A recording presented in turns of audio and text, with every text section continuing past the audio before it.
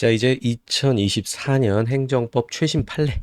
요거 지금 이제 시점상으로는 상반기까지 나왔기 때문에 거기서 여러분이 시험 전에 보고 갈 만한 내용들을 정리해 드리도록 하겠습니다. 요 자료는 역시 다운받을 수 있도록 또 조치해 놓도록 할게요. 하나하나씩 봅시다. 이 앞부분은 신뢰보호 원칙에 대한 일반적인 이론을 설시하고 있어서 제가 밑줄은 안 쳐놨습니다. 그래서 공적인 견해 표명, 그리고 규책 사유, 그리고 어떠한 행위, 그리고 그에 반하는 조치, 그리고 공익 또는 제3자의 이익, 이제 이런 걸 언급하고 있죠. 이렇게 최신 판례에서 한번 언급된 쟁점은 또 나올 수도 있으니까 한번 보고 가자라는 취지고요. 그런 다음에 이제 여기는 바로 문제로 만들었거든요. 이거 한번 볼게요. 좀 잘 안 읽혀요. 길어서. 혼인한 상태가 아닌 대한민국 국적 아빠와 중국 국적 엄마 사이에 출생한 갑과 을이 출생신고를 했어요. 대한민국에. 그래서 주민등록번호를 부여받았고 가족관계 등록부에 등록되었고 17세 때 주민등록증까지 발급받았고 그러니까 뭐 우리나라에서 초중고 다니고 뭐 이렇게 했겠죠. 기본적으로. 근데 관할행정청이 외국인 모와의 혼인 외자 출생신고라면서 가족관계 등록부를 말소하고 그러니까 이게 문제가 뭐냐면은 혼인했으면은 요렇게 둘이 혼인 법률혼이에요. 혼인 한 상태에서 가불이 나왔다라고 하면은 얘가 이제 부와도 법률상 친자 관계가 성립하거든요.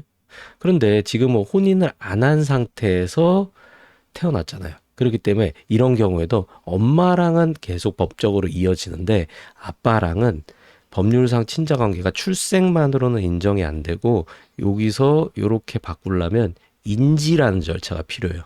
알아본다 인지 뜻이 아니라 뭐 구청에 신고하거나 아니면 재판받거나 그래가지고 법적으로 친자관계를 이어주는 절차 그거를 인지라고 합니다. 근데 지금 인지가 안 돼 있으니까 그러니까 얘네들은 한국 국적을 취득을 못한 거야. 못한 거야. 그래서 그걸 뒤늦게 알게 됐죠. 관할행정청이 이거 외국인 뭐와의 혼인 외자 아니냐. 그래서 요거는 우리나라 뭐 국적 그거 바로 부여할 수가 없다라고 해서 가족관계 등록부 말소하고 출입국 관리국에서 부모들에게 갑과 을에 대한 국적 취득 절차를 거쳐라라고 안내를 한 거예요. 근데 그를 진행하지 않다가 갑을이 성년이 된 후에 국적법에 따라 국적 보유 판정을 신청했으나 법무부 장관이 얘네 대한민국 국적 보유자 아니야 라고 하면서 국적 비보유 판정을 하니까 여기다가 취소 소송을 제기한 거죠. 그런데 요 결론으로는 신뢰보호 원칙에 위배된다. 그러니까 요 국적 비보유 판정은 취소된다라는 거거든요. 이유가 뭐였냐면요.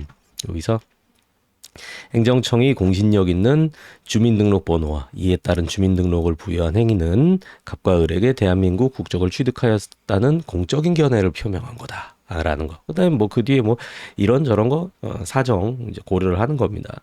그리고 갑을이 대한민국 국적 취득하였다고 신뢰한 데 대해서 규책 사유가 있다고 보기 어렵다. 라는 거 봤어요. 여기서 뭐 그 국적 취득 절차 안내했는데 안 따랐다. 그것도 부모들한테만 통지했지 얘네 당사자들한테 통지한 건 아니기 때문에 이런 사유도 고려를 했습니다. 어쨌든 요게 좀 사안이 길어가지고 나올 가능성이 대단히 높지는 않지만 그래도 이렇게 한번 봐두시고 요거를 축소 아니면 어떤 사례 문제로 해가지고 그 중에 하나로 출제하는 거는 가능하기 때문에 봐두시기 바랍니다. 자, 두 번째 판례입니다. 국립대 총장 나오는데 국립대 총장은 공권력을 행사하는 주체다. 뭐랑 비교하시면 되냐면 사적 단체 또는 사인. 그러니까 사립대 총장하고 국립대 총장 비교해 보시면 국립대 총장은 공무원이고 행정청이다 이거예요. 그렇기 때문에 사적 단체 사인의 경우에는 차별에 대해서 심사를 할 때 사회공동체 건전한 상식과 법관점에 비추어 도저히 용인될 수 없는 한계를 벗어난 경우에 하나요. 사회질서에 위반되는 행위다. 103조 위반이다. 민법 하면서 위법한 행위로 평가. 이렇게 되지만 국립대학교 총장, 그러니까 국가, 지자체, 공무원 같은 경우에는 헌법상 평등원칙에 직접적인 구속을 받고 이런 헌법상의 기본권이라는 게 기본적으로 국가와 국민 간의 관계를 규율하는 거거든요. 국가가 국민을 대할 때 평등하게 대해라라고 하면 국립대 총장은 그 원칙에 구속을 받아서 그렇게 해야 되지만 사립대 총장은 좀 거기선 좀 어, 뭐랄까 좀 완화된다 심사가 이제 그런 얘기겠죠. 그래서 국민의 기본권 보호 실현할 책임과 의무를 부담함으로 차별처 우회 위법성이 보다 폭넓게 인정된다라는 거. 그래서 헷갈리면은 이제 뭐 다른 방식으로 이렇게 기억을 하셔도 돼요. 국립대 총장은 좀 더 조심해야 된다. 뭐 이 정도만 이렇게 접근해도 방향은 맞습니다. 그런 다음에 이제 여기 국립대 법학전문대학원 로스쿨 입학원서를 제출을 한 제7일 안식일 예수 재림교 신자 갑 근데 여기서는 이 토요일 일몰 전에 세속적 행위를 금지하는 게 교리래요. 그런데 이제 로스쿨 1차 합격 통지와 함께 면접이 잡혔는데 토요일 오전반으로 잡혔어요. 그러니까 종교적 신념과 충돌하잖아요. 그래서 면접 일정을 토요일 오후 마지막 순번으로 변경해 달라는 취지의 이의 신청서를 제출했는데 총장이 이를 거부했어요. 그러니까 총장 입장에서는 이제 너만 따로 그렇게 대우해 줄 수 없다라는 이제 그런 이유를 댔겠죠. 면접 일정을 네 맘대로 바꾸면은 이거는 공정성에 문제가 생긴다. 이제 이렇게 생각을 한 거죠. 그리고 이제 면접 평가에 안 갔고요. 그리고 불합격 통지를 했어요. 그런데 여기서 법원이 보니까 면접이 이렇게 쭉 정해져 있는데 얘 여기 있는데 요로 이렇게 바꿔줘봤자 뭐 얘네들 달라지는 것도 없지 않느냐. 그리고 면접고사 같은 거는 이게 미리 문제를 주고 준비할 시간이 막 이게 뭐 있고 그래서 아니 애초부터 전부 다한테 문제를 주고 이제 시험을 보게 했다라고 하면 얘가 여기로 바뀌면서 준비할 시간이 길어진다 뭐 이렇게 말할 수 있을 텐데 실제 면접은 그렇잖아요. 이제 그 면접고사장에 딱 들어가면은 그때 바로 문제 주고 검토할 수 있는 시간도 갖고 결론적으로 시간을 조정해 준다고 해서 뭐 남들한테 크게 불이익이 있는 것도 아니고 그리고 면접 학교 입장에서도 그냥 한 명만 뒤로 미루는 거기 때문에 뭐 조금 늘어지는 뭐 그 정도 아니냐. 하지만 지금 얘는 요걸로 인해서 아예 이 합격한 시험을 아예 못 보게 되고 그리고 뭐 요즘 또 뭐 종교적 신념에 의한 병역 거부 뭐 이런 것도 인정해 주는 이제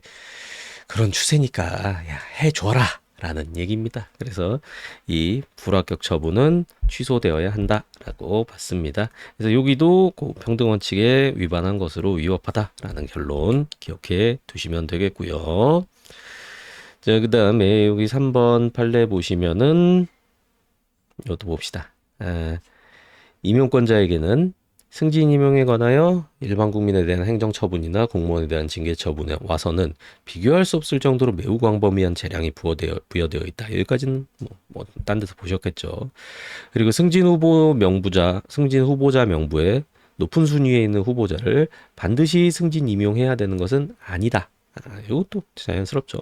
근데 승진 후보자 명부의 작성, 승진 임용 여부를 심사 결정하는 과정에서 아무런 제한 없는 재량권이 인정되는 것은 아니다. 이것도 사실 멘트야 새롭지만 내용은 새로운 게 아니잖아요. 뭐 재량이 항상 한계가 있다라는 내용이니까. 그래서 이제 뭐 4급 공무원 승진 임용 과정에서 법령상 근거 없이 직무 수행 능력과 무관한 요소로서 근무 성적 평정, 결정, 경력 평정, 능력의 실증 해당한다고 보기 어려운 사정을 주된 평정 요소로 반영. 잘못된 거죠.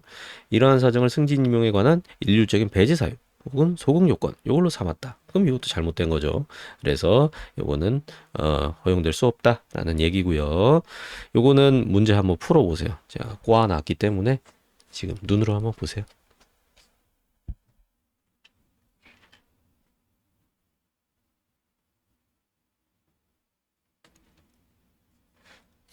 꽈놓으신 거 보이죠? 광범위한 재량이 부여되어 있으면 여기까지 맞는데 근데 승진 후보자 명부 작성, 승진 임용 여부 심사 결정하는 과정에서도 아무런 제한 없는 재량권이 인정되는 것은 아니고 근데 승진 후보자 명부 높은 순위에 있는 후보자 반드시 승진 임용해야 되는 거 아니다. 요 뒤에는 맞고 그렇게 구성해 놨습니다. 자, 그 다음에 이제 요거 4번은 페이스북 사건입니다. 페이스북이 어떤 일이 있었냐.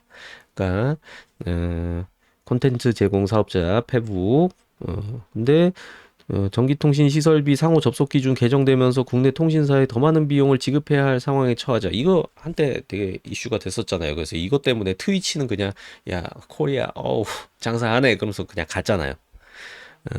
우리 국내 통신사는 앉아서 그냥 돈만 벌고 그리고 국가에서 요 통신사 커버 쳐주고 그런다고 말이 많았죠. 근데 여기도 이제 페북도 당한 거죠. 그래가 더 많은 비용 지급해야 될 상황에 처하자.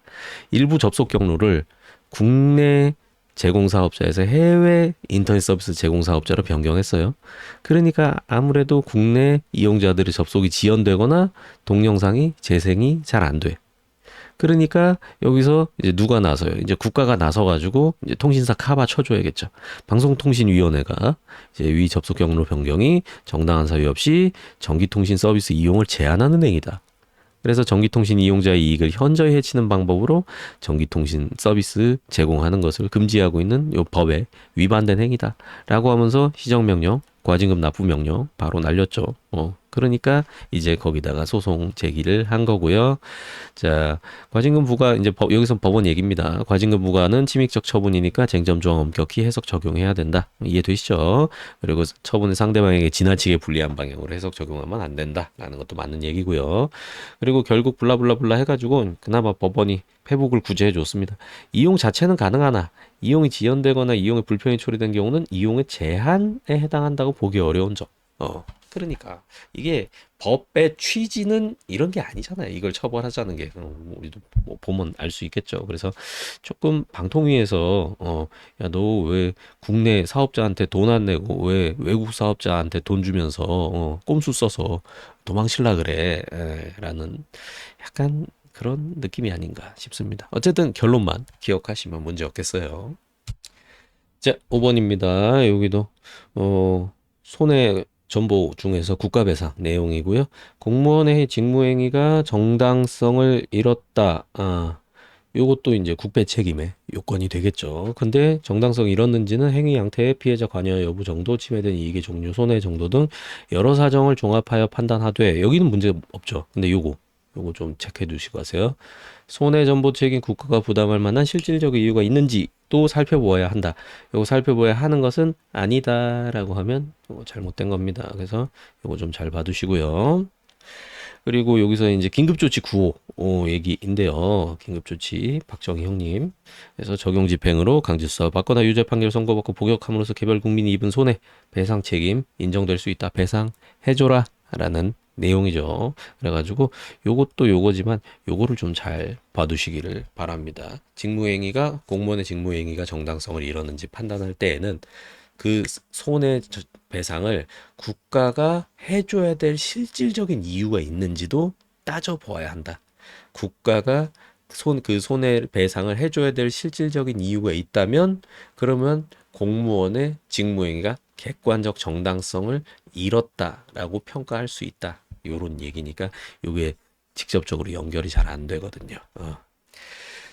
제가 문제 올릴 때는 여기다가 문제 하나 추가해가지고 그렇게 올려드리도록 하겠습니다.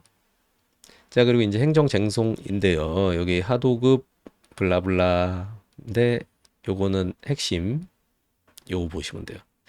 하도급 거래 공정화에 관한 법률에 따른 공정거래위원회가 하는 입찰 참가 자격 제한 등 요청 결정은 항고소송의 대상이 되는 처분에 해당한다거든요.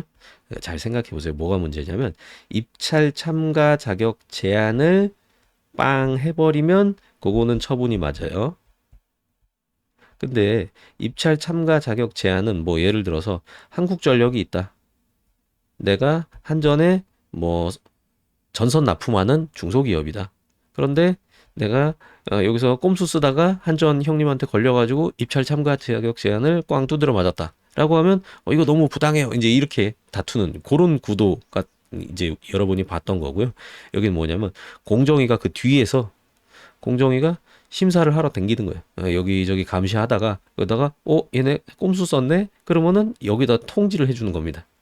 야, 얘네 꼼수 썼으니까 입찰 참가 자격 제한 쟤네한테 때려 라는 거를 여기서 야 우리 저기다가 요청할까 말까 해서 의결로 야 요청합시다 라고 결정을 하는 거. 이제 고행위를 말하는 거죠. 요청 결정. 그러면은 지금 이 상대방 입장에서는 이렇게 입찰 참가 자격 제한이 직접 내려지는 게 아니라 전 단계죠. 전 단계. 요청 결정 나고 여기로 가서 또 요인의 내부 절차 거친 다음에 이렇게 빵 하고 나올 거 아니에요. 그리고 법원에서는 이거 다투라 라는 판례가 벌써 있어요. 그러면 대법원 입장은 뭘까? 그냥 이거 다퉈라. 기다렸다가. 그게 아니라 이거 하면 얘네가 이거 할 거 뻔하지 않느냐. 그러니까 얘네 알고 있는데 이거 나올 때까지 벌벌 떨 수는 없잖아. 미리미리 요거를 다투게 해가지고 요 결정에 당부를 사법부에서 판단해 주겠다라는 내용입니다. 그러니까 요거 출제하기 아주 좋으니까 조심하세요. 자, 그런 다음에 요것도 이제 요거 지문만 잘 기억해 두시고요. 자, 집합 건물, 아파트 생각하시면 돼요. 등 공용 부분. 그러니까 아파트에서는 공용 부분이 있고 요 반대말이라고 할 수 있는 게 전유 부분이거든요. 그러니까 여러분이 아파트 들어간다라고 하면은 뭐 복도나 엘베 이제 이런 거는 공용 부분이죠. 아니면 아파트 커뮤니티 시설 같은 거 그건 다 같이 이용하는 거니까. 근데 우리 집 현관문 열고 들어오면 거기서부터는 그냥 내 거잖아, 내 거. 우리 가족만 쓸 수 있는 거. 거기를 전유 부분이라고 하는 거예요. 근데 공용 부분의 대수선, 큰 수리 관련한 행정청의 허가, 사용 승인 등 일련의 처분에 관하여 처분의 직접 상대방 외에 해당 집합 건물의 구분 소유자, 해당 집합 건물의 구분 소유자에게도 취소를 구할 원고 적격이 인정된다였어요. 인정된다. 그러니까 이게 여기 보시면 집합건물법상 공용 부분 아까 나온 거죠. 구분 소유자 전원의 공유에 속하고 각 공유자는 공용 부분을 그 용도에 따라 사용할 수 있다라는 거. 그래 가지고 이 공용 부분 관련한 처분, 대수선 관련 처분에 대해서는 처분 직접 받은 상대방 외에 이제 다른 주민들도 소송할 수 있다라는 판결입니다. 요것도 짧아가지고 내기가 깔끔하게 내기 좋거든요. 기억해 두시고요. 8번 요런 것도 내기가 좋은 게 기존에 이미 있던 법리를 가지고 새로운 사건에 적용해 가지고 멘트가 조금 달라지는 거. 요런 거는 이 공부를 제대로 하고 이해를 했는가 아니면 그냥 지문 외우고 틀린 그림 찾기 하는가 요거를 분류해 내기 괜찮은 문제거든요. 그래서 한번 봅시다. 자, 1번 사립학교 교원이 교원 소청 심사 청구하여 해임 처분의 효력을 다투던 중 형사 판결 확정 등 당연 퇴직 사유가 발생해 버렸어요. 그래갖고 교원의 지위는 더 이상 회복할 수 없더라도 해임 처분이 취소되거나 변경되면 해임 처분일부터 당연 퇴직 사유 발생일까지 기간에 보수 지급을 구할 수 있는 경우다. 그러면 요거 취소 구할 법률상 이익이 있다라는 거죠. 그림으로 간단히 보여드리면은 이제 최초에 이제 어떤 사유가 발생했고요. 그리고 여기서 해임 처분이 나왔죠. 그리고 요 해임 처분에 대해서 요 시점에 취소 소송을 제기해가지고 소송이 계속 되던 중에 때 이제 여기서 당연 퇴직 사유가 발생한 거예요. 형사 판결 확정. 이거는 당연 퇴직. 직사유. 사유. 그러니까 이제 학교 입장에서는 이 사람은 당연 퇴직 사유 발생해가지고 요 소송 이겨봤자 학교 못 돌아오는데 이 소송 계속 이제 해야 됩니까? 빨리 끝내주세요. 라고 하는 건데 법원 입장에서는 만약에 여기서 취소를 하면은 요 해임을 다른 색깔로 요 해임을 이렇게 날릴 수가 있겠죠? 그러면은 여기서 얘는 이렇게 월급 받았었겠죠. 근데 여기서 월급 못 받았잖아. 근데 요 당연 퇴직 사유 발생하는 여기까지 월급 받을 수 있잖아. 요때까지는 유지가 될 테니까. 뭐 이 이후부터는 못 받겠지만. 그러니까 요게 바로 회복되는 법률상 이익이다라고 본 거죠. 자, 그다음에 9번입니다. 요것도 내기 좋아요. 제가 최대한 추려가지고 딱 나올 만한 거. 그다음에 조금 애매한 거. 그 정도까지 딱 끊어놔서 판례 별로 많지 않아요. 자, 항고소송에서 해당 처분의 적법성에 대한 증명 책임은 원칙적으로 처분의 적법 을 주장하는 처분청에 있다라는 거. 요거 문제는 제가 그 핵심 테마 OX에다가 다 모아놓은 거 거기 그 커리 진행하신 분은 기억 어렴풋이 나실 겁니다. 그러니까 이거 나왔으니까 시험 보러 가기 전에 한 번만 더 보세요. 핵태 OX의 요 입증 책임 파트. 요게 테마 259입니다. 여기는 한번 보고 가세요. 자, 처분청에 있지만 처분청이 거의 그에 대해서 합리적으로 수긍할 수 있는 정도의 증명을 했어요. 그러면 이제 그 처분은 정당, 적법하고 이와 상반되는 예외적인 사정에 대한 주장 증명은 상대방에게 책임이 돌아간다. 그래서 또 상대방이 또 위법 사유를 또 납득할 만큼 입증을 해내면 다시 또 위법하다고 보는 거겠죠. 그리고 자, 따라서 급여관계 서류의 보존 행위가 요양기관 등의 지배 영역 안에 있고 요양기관 등이 서류 보존 의무에 대해 임의로 폐기하는 것 자체가 이례적이라는 사실에 비추어 요양기관 등이 서류 명령 제출 명령의 대상인 급여관계 서류를 생성 작성하였다고 볼 만한 사정에 대해 처분청이 합리적으로 수긍할 수 있는 정도로 증명했다면 처분청의 서류 제출 명령과 무관하게 급여 관련 서류가 폐기되었다는 사정은 이를 주장하는 측인 요양기관 등이 증명하여야 된다. 그래서 요거 이제 그 뭐냐 건보공단하고 이제 병원하고 그 구도로 생각하시면 돼요. 요양기관은 병원이에요. 서류 제출 명령은 공단에서 했겠죠. 근데 급여관계 서류를 생성 작성하였다고 볼 만한 사정에 대해서 이제 합리적으로 증명을 했어요. 그러면은 이제 예, 그 서류 제출 명령과 무관하게 그 반대되는 사실 그 서류가 왜 없는지 왜 없는지 정당하게 없어진 건지 아니면 뭐가 니네가 뭔가 꼼수를 좀 부렸는지 이제 그거는 이제 이를 주장하는 측인 요양기관 측이 증명해야 된다라는 거. 아니 그러니까 이 꼼수 부린 게 아니고 니네가 정당하게 파기를 했거나 어떤 납득할 만한 사유가 있었는지를 병원 측이 입증을 해야 되고 그 입증을 못하면 니네가 잘못한 거구나 이쪽으로 결론이 나게 된다는 얘기죠. 자, 그래서 입증 책임 문제 봅시다. 항고소송에서 해당 처분의 적법성에 대한 증명 책임 원칙적으로 처분의 적법을 주장하는 처분청에 있지만 맞죠? 처분청이 주장하는 해당 처분의 적법성에 관하여 합리적으로 수긍할 수 있는 정도로 증명이 있는 경우에 그 처분은 정당하고 맞죠? 상반되는 예외적인 사정에 대한 주장과 증명은 상대방에게 책임이 돌아간다. 여기까지도 맞죠? 다음에 번호가 잘못됐네요. 자, 요양기관 등이 서류 제출 명령의 대상인 급여관계 서류를 생성 작성하였다고 볼 만한 사정에 대해 처분청이 합리적으로 수긍할 수 있는 정도로 증명했다. 그러면 처분의 적법성에 대해서 내가 이 처분을 한 거에 대한 타당성을 입증한 거죠.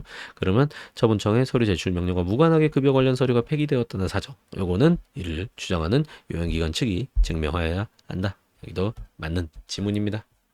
자, 10번입니다. 앞부분은 익숙한 내용이에요. 항고소송에서 처분의 위법 여부 판단 기준은 처분 당시죠. 그래서 행정 처분이 있을 때 법령과 사실 상태 이걸 기준으로 판단해야 된다. 그리고 이제 법원은 행정 처분 당시 행정청이 알고 있던 자료뿐만 아니라 사실심 변종 시까지 제출된 모든 자료를 종합해서 사실심 변종 시까지 모든 자료를 종합해가지고 과연 처분 당시에 무슨 일이 있었는가, 어떤 사정이었는가, 요거를 확정하고 그 사실에 기초해서 처분의 위법 여부를 판단한다라는 얘기죠. 근데 여기서는 이제 재건축 초과이익 환수에 관한 법률에서 요런 게 나와 있어요. 뭐 공제할 개발 비용 산정에 필요한 자료의 제출 기한을 규정하고 있어요. 개발 비용을 빼고 그리고 거기서 초과 얼마나 니네가 이익을 얻었는가를 산정해가지고 그 중에 일부를 뺏는 거예요. 근데 같은 법에서 자료를 제출 계획을 이한 자에 대한 과태료 부과 규정도 있어요. 자료의 제출 기한도 규정이 있고 그 제출 계획을 이한 자에 대한 과태료 부과 규정도 있어요. 근데 이제 이 사람이 그걸 제출을 안 한 거죠. 근데 이제 요 뒤에서 위와 같이 개발 비용 뒷받침할 자료 제출 기한 규정한 취지는 재건축 부담금의 신속한 산정 부과를 통한 행정의 원활한 수행을 보장하고자 함에 있을 뿐 이미 부과된 재건축 부담금의 적법 여부를 다투는 항고소송에서 개발 비용 산정에 반영할 수 있는 증명 자료의 범위를 제한하려는 것이라고 해석할 수는 없다. 그러니까 이 건설회사 측에서 자료를 제출 안 했죠. 그러니까 이 초과이익 환수 처분을 내린 행정청에서 더 많이 부과를 했겠죠. 그러니까 건설회사에서는 아니 우리가 개발 비용 이만큼 썼는데 왜 이거 공제 안 해주고 했냐, 부당하다, 취소해달라고 취소소송 제기했고 지금 법원이 심사하는 거예요. 그래서 이제 건설회사가 법원에다가 우리가 개발 비용 이만큼 썼어요 라고 하면서 증거를 제출했죠. 그러니까 부가행정청 측에서 쟤네 저거 제출하면 안 된다고, 저거 이미 기한 지난 자료라고 이미 과태료도 받았고, 그러니까 법원에서 저거 자료로 쓰면 안 된다 라고 하니까 법원에서 이제 근거법을 해석을 하면서 야, 이 근거법이 그 소송 오기 전에, 부가처분 하기 전에 니네한테 자료 늦게 주면은 이제 그렇게 페널티를 가하면서 니네 자료 빨리 받게 해주려는 규정이지, 이 자료가 저 그 기한 내에 제출 안 하면 아예 증거 능력이 없어져 가지고 아예 법원에서 심사조차 못하고 제출하면 손모가지 자르고 이런 취지는 아니다라는 얘기예요. 그래서 이해되셨죠? 그러면 이제 문제를 한번 풀어보세요. 그냥 지금 시간 드릴게요.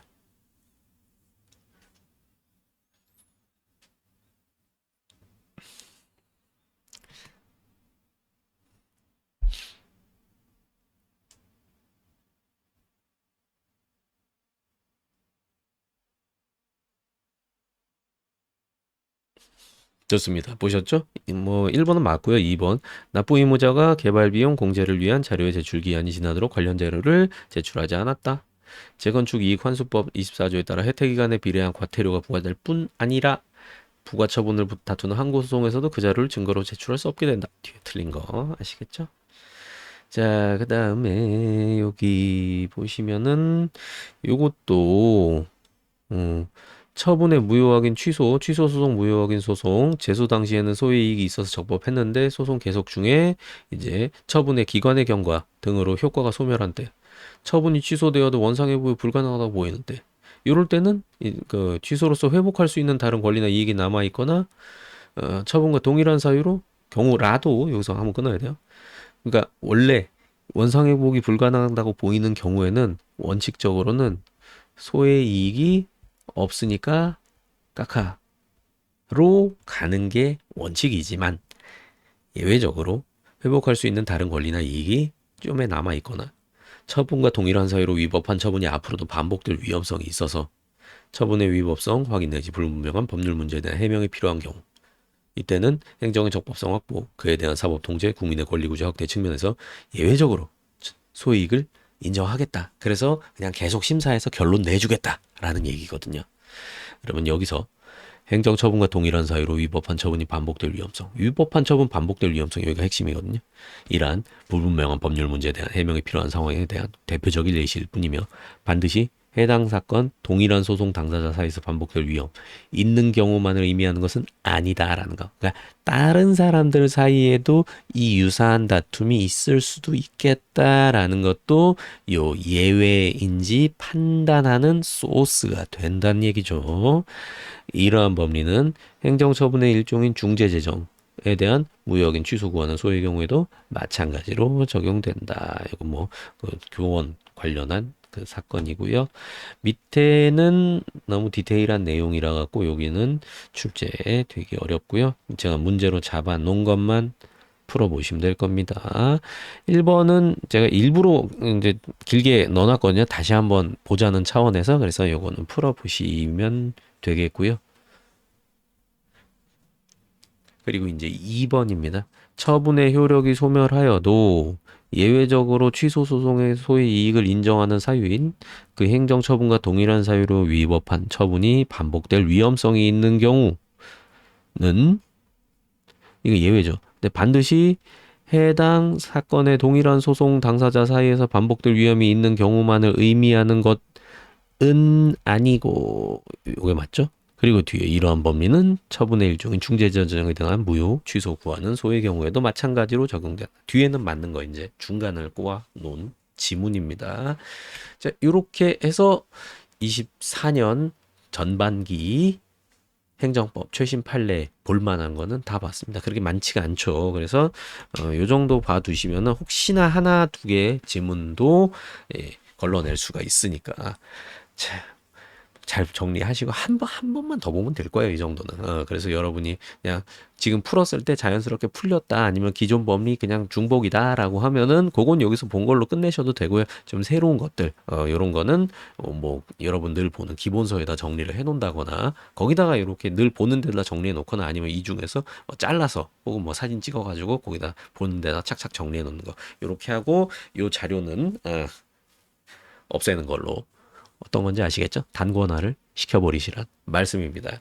자, 여기까지 하겠습니다. 수고하셨습니다. 시험 잘 보고 오세요.